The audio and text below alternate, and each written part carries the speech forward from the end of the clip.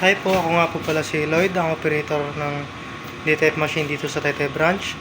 Last week po, ginamit po ito ng 6 na araw na may total na 240 meters na naran. Ito po yung aking printer head. Ito naman po yung copy na may 90% good condition. Next po, head clean. Press lang natin yung clean.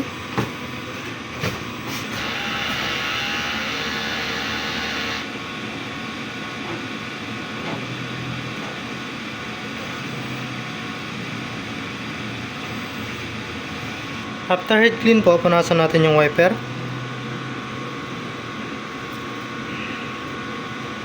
Capping. Next po, nozzle test. Press lang natin yung test.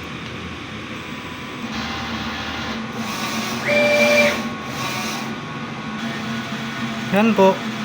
Kompleto naman po yung kulay. Ang ink system level po ay tama lang. Ang waste tank naman po ay nililinis tuwing Sabado. Ito naman po yung AVR. Dito naman po yung ground wire. At dito naman po nakalagay ang aking mga stocks. Yan po. Dito po nakalagay yung unused. Dito naman po yung in-use. Dito naman po yung powder tsaka cleaning solution. Ito naman po yung aking production log.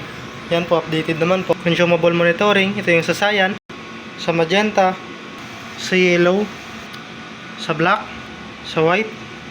Dito yung F-film, powder, cleaning solution, green solution. At ito naman po yung aking daily checklist.